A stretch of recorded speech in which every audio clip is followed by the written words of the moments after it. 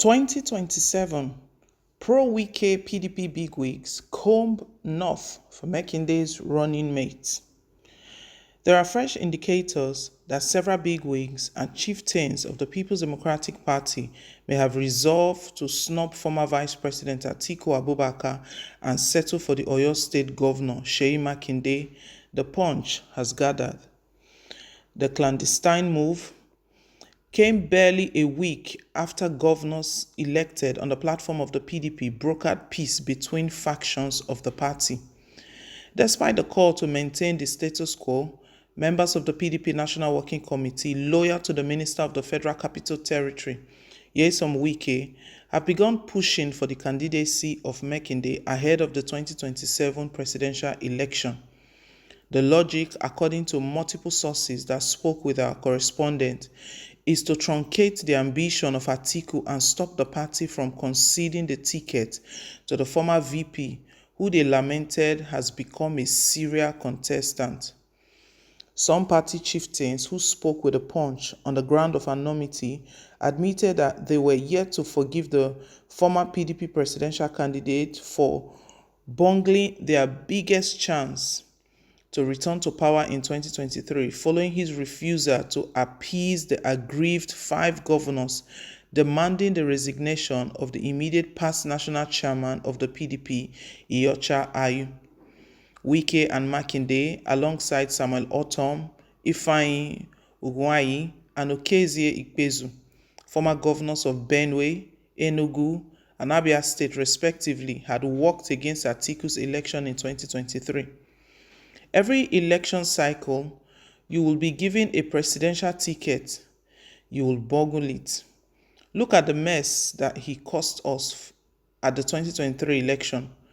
What was difficult in going to kneel before the aggrieved 5 governors G5 and winning the election for us? Now it is one of those same men you cried about that is giving you a problem. He could have waited till after the election and deceived Wike as former president Olusegun Obasanjo did during his time. Atiku was not serious and sincere about winning that presidency, a source explained. A few members of the National Working Committee, NWC, who did not want to be identified, also felt Atiku was always seeking to experiment with the PDP and had not shown enough zeal to win it. Following the manner he handled his differences with the camp of Wike and the other 4 governors during the intrigue of Ayu Must Go campaign. They also fear that he may no longer be a sellable candidate in 2027 because of his age, hence the need for a younger and more vibrant candidate like Makinde. The same Iyorchia Ayu he was protecting told us during the campaign that both Atiku and Tinubu are his friends, but you were there playing politics like a greenhorn. Just because of Ayu, you sacrificed 5 governors. There was no way those 5 governors would not have changed the story for us. We lost the presidential election by less or a little over 1 million votes. That is why we are seeking a way out. Nobody can just be coming and using PDP to experiment every 4 years. For now, we are supporting Seyi Makinde. Let this aspiration go to the southwest this time. Makinde has shown capacity. He's a Christian and a southerner. Let us try the other side of the country for a change. Seyi is young and vibrant. He can connect with both the young and the old. We only need to get a powerful northern candidate for him, and he is good to go, an NWC member disclosed. When quizzed on how the narrative moved from talks about the chances of Atiku working together with Peter Obi, who many thought would defect from the Labour Party in the wake of the leadership crisis rocking his party, the PDP chieftain said the former LP candidate was not willing to take the bait. He said, "On Obi, I can tell you he's not made up his mind to come to the PDP. If he decides today, the equation may change. For now, he's still with the Labour Party." Meanwhile, Makinde has openly declared that he's qualified to contest and would push for the 2027 presidential election agenda when the time is right. Speaking with reporters during a visit to Fashola Farm in Oyo Town on Friday, Makinde stated that speculations about his political future were unnecessary and unsolicited. The governor stated that he is old enough to speak for himself on any issue without fear or intimidation, adding that he would do so publicly if he had anything to say about his political future. The governor also cautioned Nigerians against allowing the country to slide into a one-party side. Efforts to get the reaction of the PDP National Secretary, Debo Olugbonagba, and the deputy spokesman, Abdullahi Ibrahim, were unsuccessful. When contacted, ATIKU's media aide Paul Ibe declined to comment on the intrigue, but the former VP's special assistant on public communication, Frank Shaibu, told the Punch that they were not under any form of pressure over the choice of Makinde as was being speculated.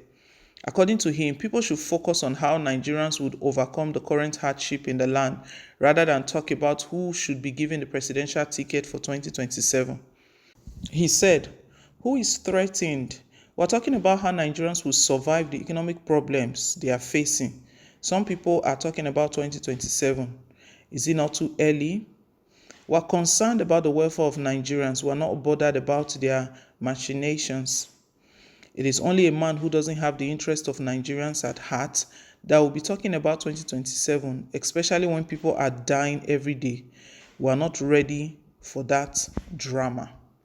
Interesting. 2027 is already brewing.